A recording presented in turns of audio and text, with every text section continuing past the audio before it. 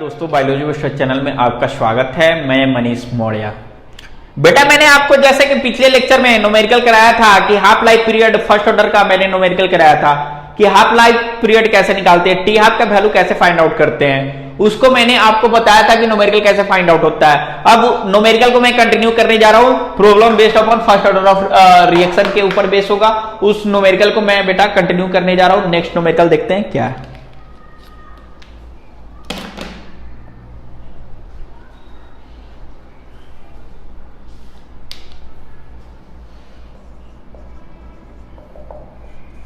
Next numerical है ए। ये सब स्टार्ट है। जो बोर्ड वाले बच्चे हैं तो कृपया ये सिंगल क्वेश्चन पे ध्यान देंगे। उनका सिंगल टाइप का क्वेश्चन बनता है पेपर में।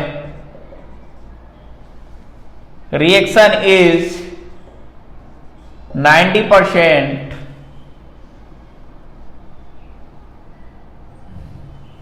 if 90% complete after 40 minutes, after 40 minutes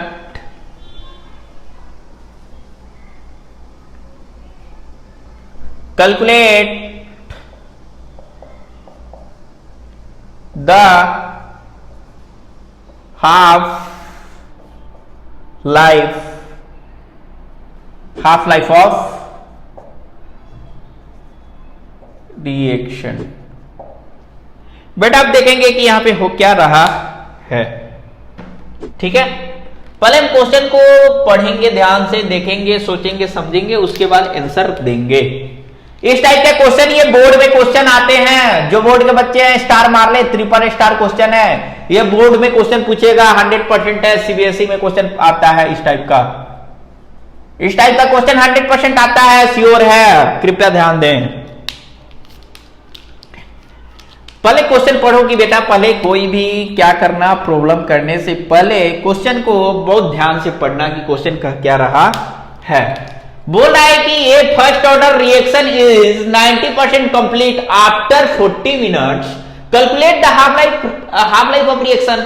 अब बेटे ने क्वेश्चन देख के बेटा का फ्यूज उड़ गया कि सर ने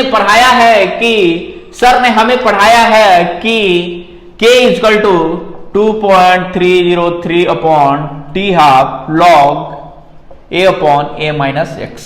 सर ने मुझे तो ये फॉर्मूला पढ़ाया। सर ने मुझे ये फॉर्मूला पढ़ाया तो फर्स्ट ऑर्डर रिएक्शन में पहले ही 90% दे दिया। और जब पहले ही 90% दे दिया तो बेटा का फ्यूज उड़ गया और आफ्टर 40 मिनट्स पूछ लिया। आफ्टर 40 मिनट्स पूछ लिया तो बेटा यहाँ पे कंफ्यूज है कि यहाँ पे टी हाफ भी गिवन है। बेटे को देखने के अनुसार तो टी हाफ दिख रहा है कि टी हाफ वहां पे दिख रहा है। और यहां पे फिर पूछ दिया महाराज ने कि हाफ लाइफ ऑफ रिएक्शन होता क्या है।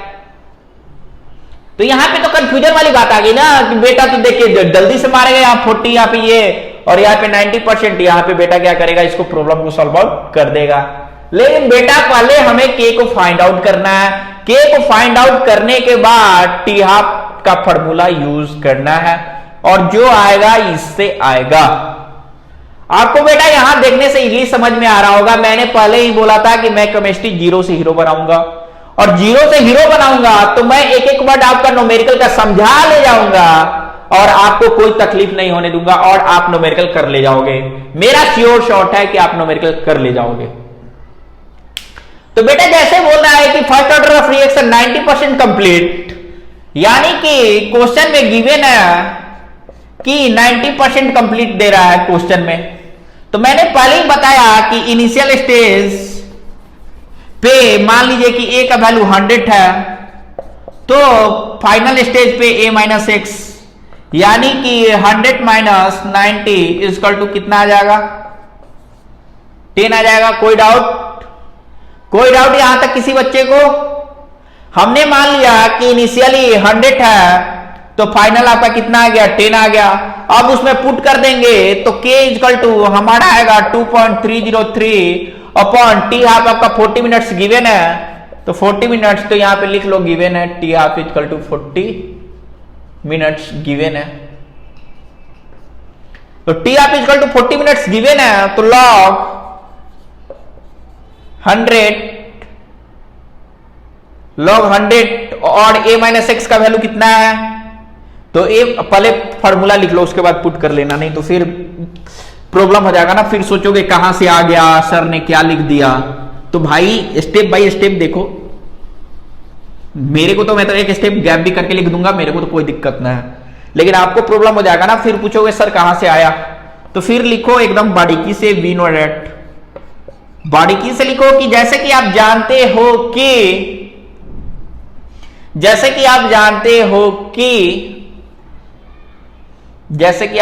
हो कि k equal to 2.303 upon T half log A upon A minus X. तो जैसे बेटा आप इतना जानते हो तो यहां पे लिख सकते हैं 2.303, टी हाफ का वैल्यू 40, लॉग ए का वैल्यू कितना है बेटा 100, तो ए माइनस एक्स कितना आया बेटा 10 आया आपका।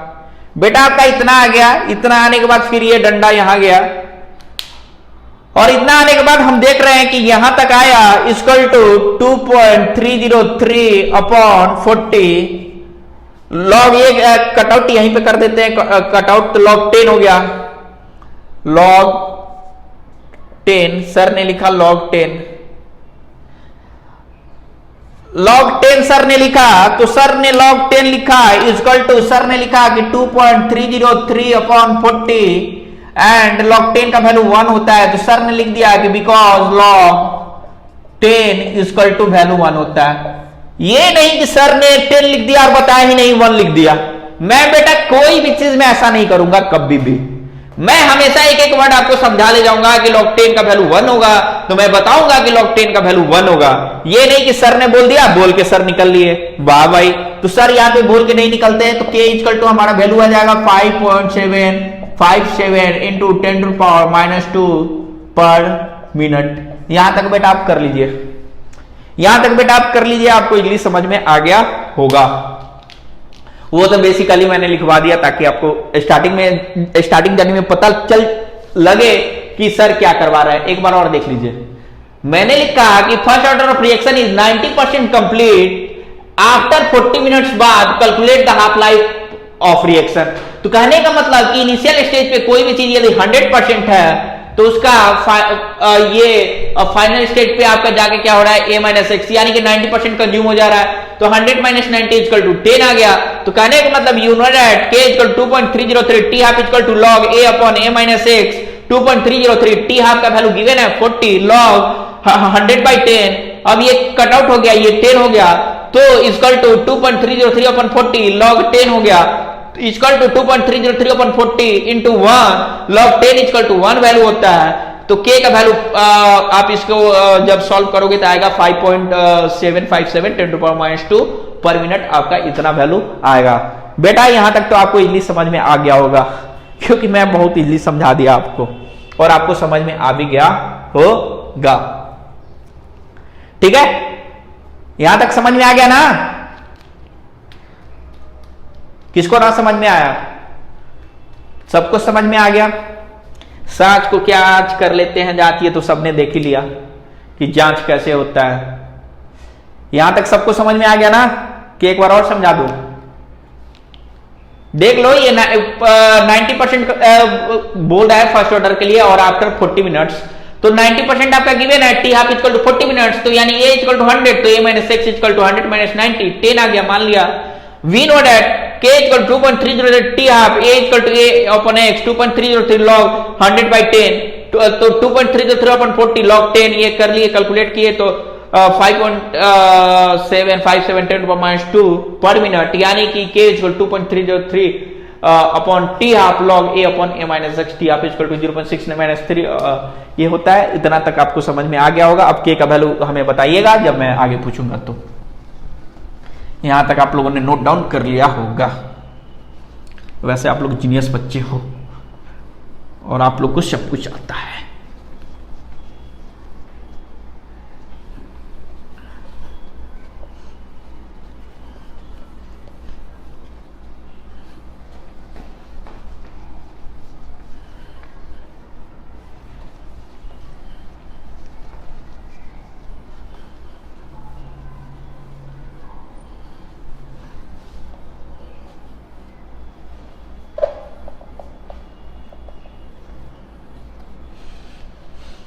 चलिए इसको मैंने इसलिए रखा, बोलोगे कि सर क्यों रखे सर ने इसलिए रखा ताकि इसका वैल्यू हम आगे लिखेंगे।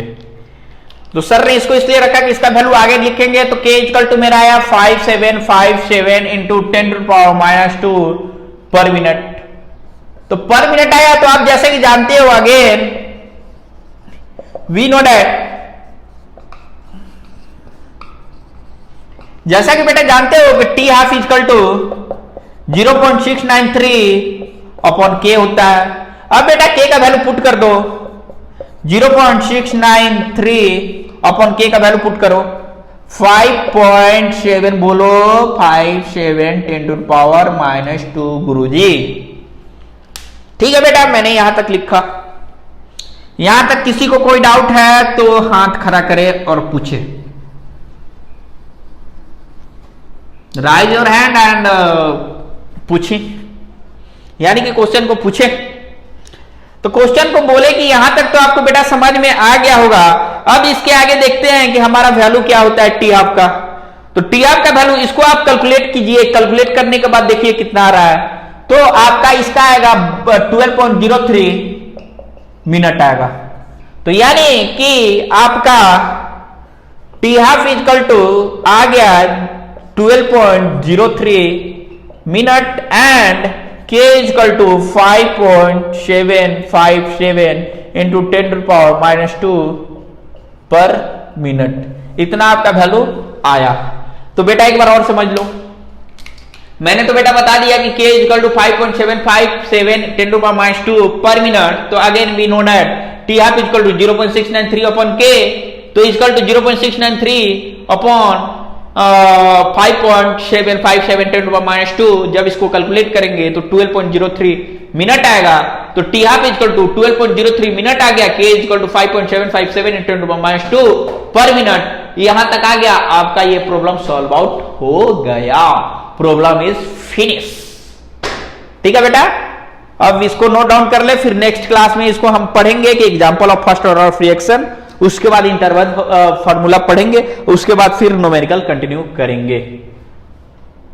ठीक है बेटा, अब यहां तक आप नोट डाउन कर लें। फिर से बेटा मैं आपको यह बता रहा हूं कि फर्स्ट ऑर्डर ऑफ रिएक्शन का मैंने आपको हाफ लाइफ पीरियड बता दिया पिछले लेक्चर में, ग्राफिकल रिप्रेजेंटेशन बता दिया, उसके बाद मैंने आपको एक न्यूमेरिकल कराया, न्यूमेरिकल के बाद मैंने आपको T50 और T75% के बीच रिलेशनशिप बताया, उसके बाद एक और न्यूमेरिकल कराया। उसके बाद बेटा मैं इसका एग्जांपल देखने जा रहा हूं कि आखिर फर्स्ट ऑर्डर ऑफ रिएक्शन का एग्जांपल होता क्या है। अब इसका एग्जांपल देखने से पता चलेगा कि हाँ सर ने तो पढ़ाया, लेकिन एग्जांपल भी तो जानना जरूरी है कि एग्जांपल कौन कौन से होते हैं। तो मैं बता रहा हूं बेटा example of first order of reaction.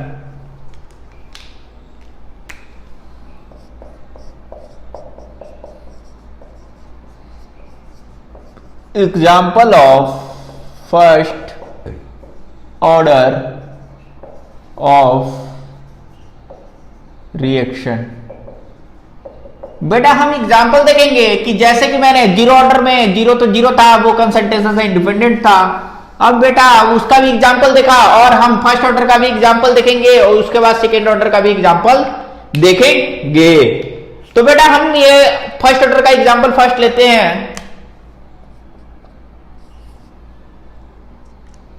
First example आपका है 2N2O5, यानी कि dinitrogen pentoxide gives rise, dinitrogen pentoxide gives rise to N2O4 plus O2।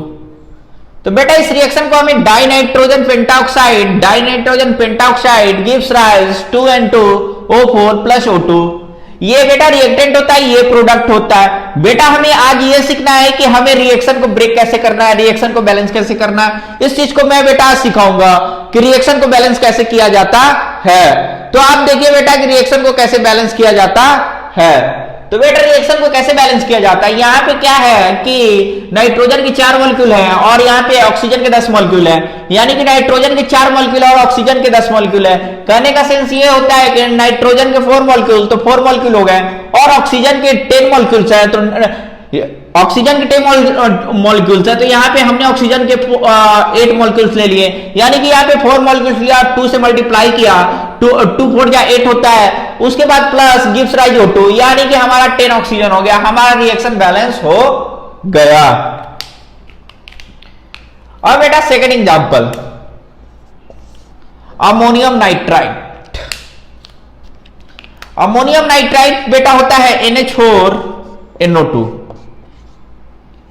NH4NO2, इसे बेटा हम अमोनियम नाइट्राइट बोलते हैं। तो अमोनियम नाइट्राइट जो होता है बेटा कन्वर्ट होता है N2 प्लस, यहां पे क्या हुआ कि N2 N2 N2 हो गया, उसके बाद आपका हाइड्रोजन 2H2O, यानी कि जब रिएक्शन हम देखते हैं तो यह N2 N2 N2, उसके बाद यहां पे हाइड्रोजन के 4 मॉलिक्यूल, तो यहां हाइड्रोजन के 4 मॉलिक्यूल, ऑक्सीजन के 2 मॉलिक्यूल, ऑक्सीजन के यहां पे 2 मॉलिक्यूल, कोई दिक्कत नहीं है।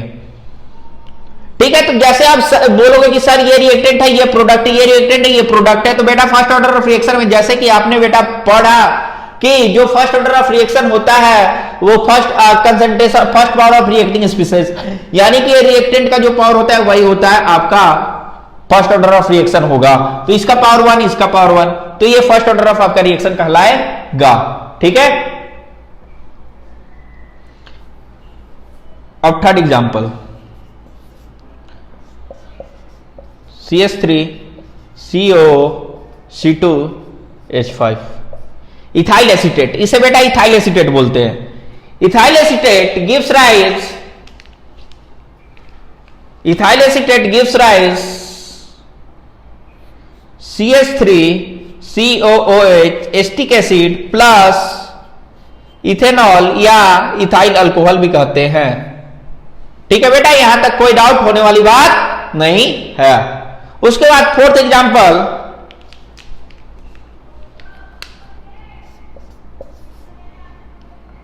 CL2O7, यानी कि डाइक्लोरो हेप्टॉक्साइड, इसे कहते हैं डाइक्लोरो हेप्टॉक्साइड या डाइक्लोरीन हेप्टॉक्साइड बोल सकते हैं। ठीक है, डाइक्लोरीन हेप्टॉक्साइड। तो इसको जब बेटा हम ब्रेक करेंगे तो ये Cl2 है, Cl2 के कितने मॉलिक्यूल हो गए? 2Cl2, 2Cl2, तो मैंने लिख दिया 2Cl2, चल भाई कोई दिक्कत नहीं है। फिर ऑक्सीजन क्या है? तो ऑक्सीजन है 7 है, 7 और 7 2 जा 14, यानी कि 14 ऑक्सीजन हो गए, और क्लोरीन हमारा 4 है, तो क्लोरीन 4 हो गया। बेटा यहां तक आपको इंग्लिश समझ में आ गया होगा। ठीक है, तो बेटा यहां पे नाम लिख लेते हैं ताकि आपको कोई कंफ्यूजन ना हो। इसका नाम है डाई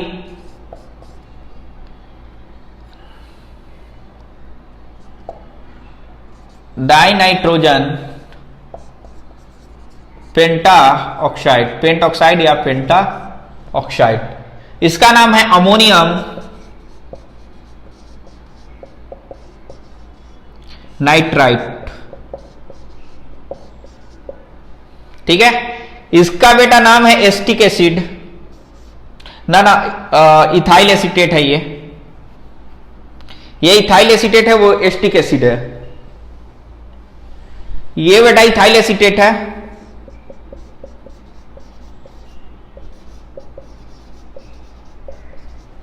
ये बेटा एसिटिक एसिड।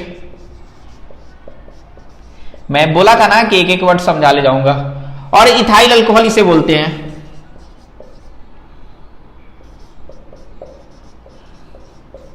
और कोई लोग लिखता है इथेनॉल, क्योंकि OL जहां पे ग्रुप होगा वो अल्कोहल ग्रुप होता है। ठीक है, इसका भी लिखेंगे तो इसको भी लिख लीजिए डाइक्लोरो या डाइक्लोरीन हेप्ट ऑक्साइड। ठीक है, तो बेटा यहां देखिए कि मैंने सर ने क्या किया, सर ने कुछ अजूबा तो नहीं किया बेटा, सर ने कुछ अजूबा नहीं किया। तो आप बेटा देखें कि सर ने कुछ अजूबा नहीं किया, तो सर ने क्या किया देखिए। सर ने बताया कि फर्स्ट ऑर्डर ऑफ रिएक्शन का एग्जांपल बताया, example of first order of reaction. Sir ने बताया कि 2N2O2 gives rise 2N2O4 plus O2, यानी कि डाइनाइट्रोजन पेंटाऑक्साइड जैसे ही इसे ब्रेक करते हैं 2N2O4 प्लस O2, यानी कि दोनों तरफ के जो मॉलिक्यूल हमारा क्या होना चाहिए, बैलेंस होना चाहिए, हमारा रिएक्शन बैलेंस होना चाहिए। यहां पे नाइट्रोजन के 4, यहां पे नाइट्रोजन के 4, यहां पे ऑक्सीजन 10, यहां पे ऑक्सीजन 8 और 2 10। फिर second example NH4NO2, NH4NO2 ammonium nitrite, ammonium nitrite N1N1, एक N N2 प्लस हमारा हाइड्रोजन के 4 मॉलिक्यूल, हाइड्रोजन के 4 मॉलिक्यूल, ऑक्सीजन के 2 मॉलिक्यूल, ऑक्सीजन के 2 मॉलिक्यूल। कोई डाउट? No doubt. अब यहां पे बात आती है 3 में, तो CH3COO C2H5 ethyl acetate break होता है acetic acid plus ethyl alcohol या इथेनॉल कहते हैं। तो जहां पे OL ग्रुप दिखे या OH ग्रुप दिखे वो बेटा आपका अल्कोहल होता है। मैं ऐसे बता दे रहा हूं, जब बढ़ाऊंगा अल्कोहल ईथर तो ये बताऊंगा। और जहां पे ये ग्रुप दिखे ये एसिड होता है। तो बेटा आपको क्लियरली ये समझ में आना चाहिए कि सर जो बता रहे हैं वो बेसिक भी बता रहे हैं और सर ये भी बता रहे हैं कि आगे जो सर पढ़ाएंगे तो आपको ये सब टर्म बताएंगे। मैंने शुरू से बताया कि बेटा मैं जो भी बताऊंगा बेसिक से बताऊंगा और आपको समझा ले जाऊंगा। तो इथाइल एसीटेट ब्रेक होता है acetic acid plus ethyl alcohol ethanol. उसके बाद इसे डाइक्लोरीन हेप्टॉक्साइड बोलते हैं। तो डाइक्लोरीन हेप्टॉक्साइड, तो इसे जब ब्रेक करते हैं 2Cl2 प्लस 7O2, यानी कि कहने का मतलब यहां पे क्लोरीन 4 मॉलिक्यूल, यहां पे 4 मॉलिक्यूल, ऑक्सीजन के 14 या 7 2 14। कोई डाउट बेटा? यहां तक कोई डाउट होने का कोई सवाल ही नहीं है बेटा। यहां तक आपको क्लियर समझ में आ रहा होगा? आपको बेटा यहां तक क्लियर समझ में आ रहा होगा? आप बोलिए आ रहा है कि नहीं, क्लियरली बोलिए आ रहा है कि नहीं, बोलिए आया कि नहीं, बोलिए। आ गया यानी कि समझ में आ गया। नोट डाउन कर ले, नोट डाउन आपने कर लिया होगा। चलिए ठीक है बेटा, इतना आपने नोट डाउन कर लिया। अब बेटा अब हम आप इसके आगे अब इंटरवल फार्मूला देखेंगे कि इंटरवल फार्मूला होता क्या है। अब बेटा इंटरवल फार्मूला देख ले कि इंटरवल फार्मूला होता क्या है। सर ने तो बोल दिया, सर ने तो बोल दिया।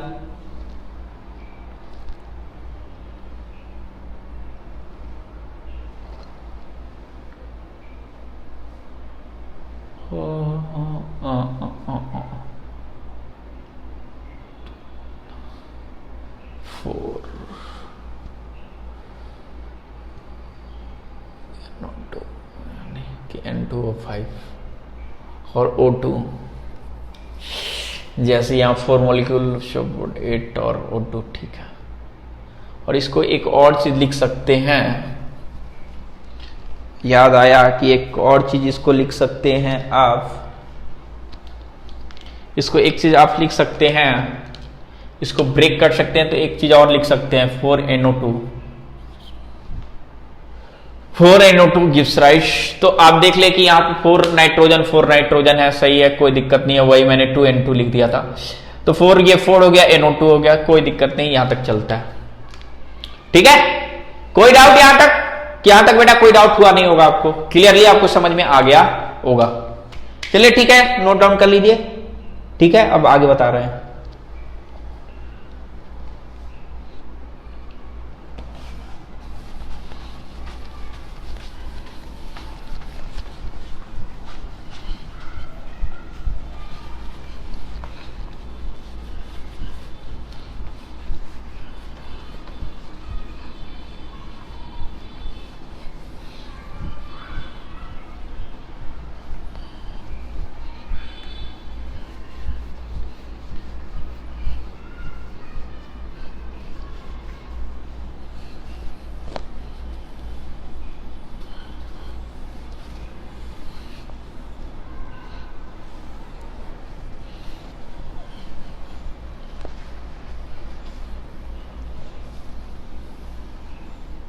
Example finish.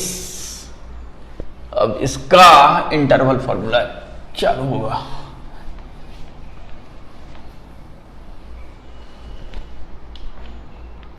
Interval formula will be start.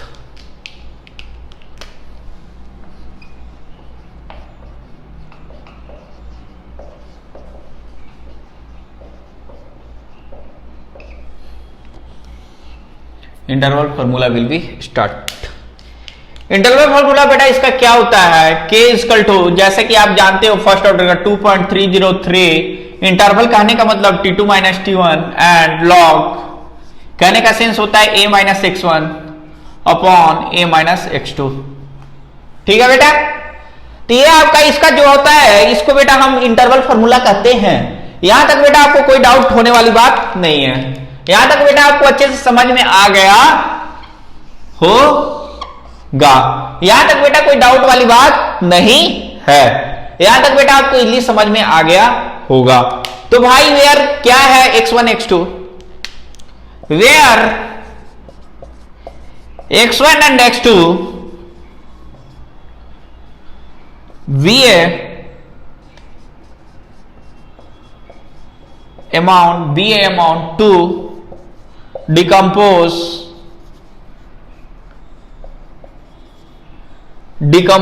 up to t1 and t2 respectively।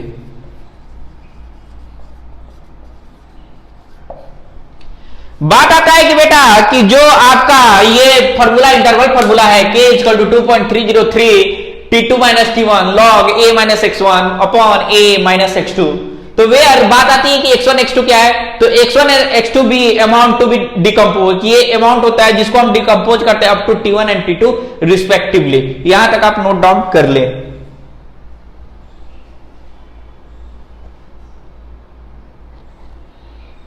Decompose up to t1 and t2, या टाइम भी लिख दो, कोई दिक्कत ना है, टाइम, नहीं तो कुछ बच्चे बोलेंगे कि टाइम लिख के ही नहीं, लिख लो, कोई दिक्कत ना है।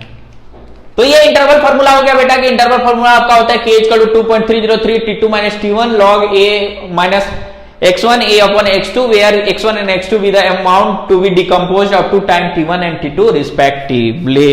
आप यहां तक नोट डाउन कर ले, मैं आगे कंटिन्यू फिर करूंगा न्यूमेरिकल को।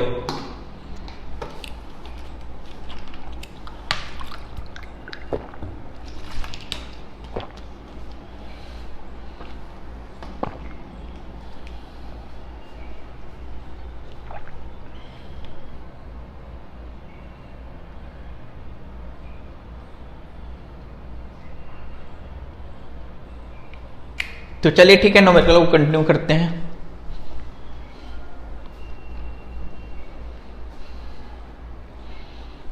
इसको मिटा दीजिए।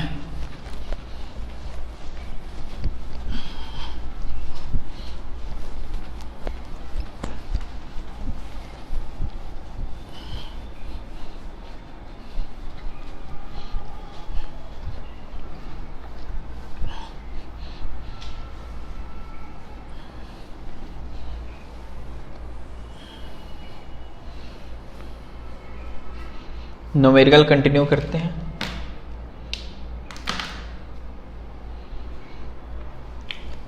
Question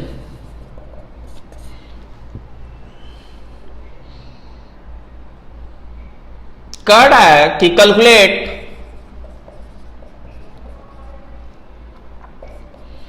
the half life,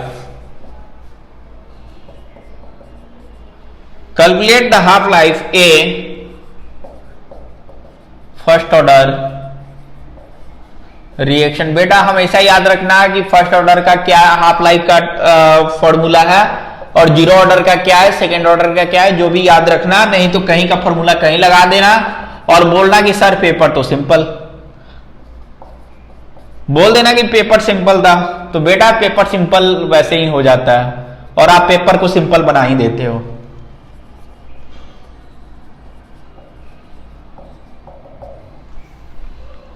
first है 200 पर सेकेंड, ठीक है, एंड बी आपका है पर मिनट और सी आपका है 4 ईयर पर ईयर। आपको यहां तक क्वेश्चन गिवन है, अब इसको हमें करना है कि क्या होगा। ठीक है, तो हम देखते हैं क्या होता है। क्वेश्चन को पहले ध्यान से पढ़ेंगे। क्वेश्चन में लिखा है कि calculate the half life a first order of reaction for, तो ये बेटा ये देखने से ही पता चल रहा है कि आपका ये जो रिएक्शन गिवन है फर्स्ट ऑर्डर ऑफ रिएक्शन है। For their rate constant is given, यानी कि रेट कांस्टेंट के का रेट कांस्टेंट इज गिवन, तो आपको निकालना क्या है, रेट कांस्टेंट गिवन है बेटा, तो आपको निकालना क्या है बताइए। जब रेट कांस्टेंट गिवन है बेटा तो आपको निकालना क्या है, हाफ लाइफ पीरियड निकालना है। तो हाफ लाइफ पीरियड निकालना है तो हम बारी बारी से एक एक करके सबका निकालेंगे। तो जैसे कि हम सबका निकालेंगे तो पहले हम देख लें, इसका सॉल्यूशन करेंगे। तो सॉल्यूशन देखिए, सॉल्यूशन में पहले हम देखेंगे कि वी नो दैट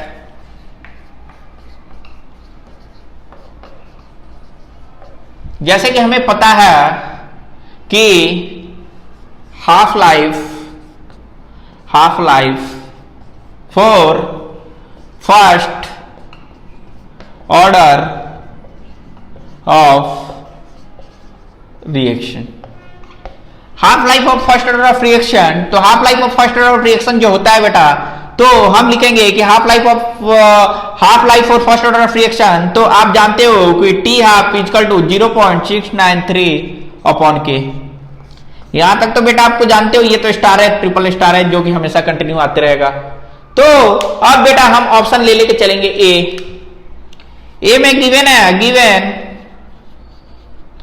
के equal to 200 per second, K equal to 200 per second, then T half equal to 0.693 upon 200। इसको लिखो बेटा, क्या लिखोगे, 0.00346 क्या दिया है, सेकेंड में दिया है 0.6 सेकेंड। ठीक है, इसको लिखेंगे तो या तो इसको लिख सकते हैं 0.346 10 टू द पावर -2 सेकेंड, या इसे लिख सकते हैं 3.46 into 10 to the power -2 second. ठीक है बेटा, इसको इस तरह भी लिख सकते हैं, ये तीन तरीके से लिख सकते हैं, सारा ऑप्शन आपका करेक्ट होगा। और यही सिली मिस्टेक कराता है पेपर में, यही जो बेटा होता है सिली मिस्टेक कराता है पेपर में, और पेपर में दे देगा ऑप्शन ऐसा दे देगा, और बच्चा कंफ्यूज हो जाता है कि सर ये मारे कि ये मारे कि ये मारे, सर मारे तो किसको मारे, सर मारे तो किसको मारे, तो यही देख के बच्चा कंफ्यूज हो जाता है। तो कंफ्यूज होने वाली बात नहीं है। तो जैसे दिया, calculate the half life period for first order of reaction from their rate constant is given below 200 per second. तो मैंने ए को लिया कि we know that half life for first order of reaction t half equal to 0.693 upon k होता है, तो given के equal to 200 per second given है। तो T half equal to 0.693 upon 200, यदि इसको कैलकुलेट करेंगे 0.00346 सेकेंड आएगा। तो ये 2 जीरो हटा 0.346 10 टू द पावर -2 सेकेंड, यदि ये 3 जीरो हटेगा तो 3 जीरो इधर माइनस में चला जाएगा, तो फिर 3.46 10 टू द पावर -3 सेकेंड। यहां तक किसी को डाउट है तो कोई बोल सकता है बेटा, यहां तक डाउट है तो कोई बोल सकता है। ठीक है, अब देखते हैं बी। ये तो ए तो मैंने यहां सॉल्व कर दिया। बी में कह रहा है कि 2 मिनट गिवन के इक्वल टू आपका क्या दिया है 2 मिनट। अब के इक्वल टू 2 मिनट, तो आप जैसे कि जानते हो बेटा कि T half equal to 0.693 upon k. जब इतना इक्वल टू के होता है तो आपको बेटा पता है कि 0.693 अपॉन के इक्वल टू 2, यानी कि 0.346, और ये आपका मिनट है तो मिनट लिख दो यहां पे। 3 दिनों की 6 2 चौके 8 2 6 12, सही है। तो बेटा यहां तक आपको क्लियरली समझ में आ गया होगा, एक बार और रिपीट कर दे रहा हूं ताकि बेटा को अच्छे से समझ में आ जाए। तो calculate the half life period first order का इतना होता है, 200 गिवन है, 200 गिवन है, यहां पे पुट कर दो k की जगह 200, 3.46 10 to the power -3 सेकंड आ गया। अब बेटा 2 पर मिनट गिवन है, तो गिवन k इक्वल टू 2 पर मिनट यानी कि T half equal to 0.693 upon k यानी कि 0.693 अपॉन 2 इक्वल टू 0.346 मिनट आ गया। यहां तक बेटा आपको कोई डाउट होने वाली बात नहीं है, यहां तक बेटा आपको इजीली समझ में आ रहा होगा। ठीक है बेटा, इसको नोट डाउन आप कर ले।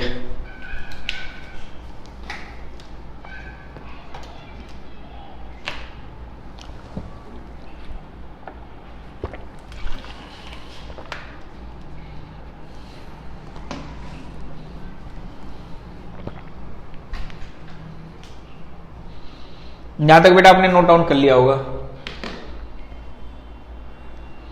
ठीक है, मिटाओ। तो इसको मिटा दे रहा हूं, ये वाला बच्चेगा तो फिर नोट कर लीजिएगा। ये मिटा दे रहा हूं।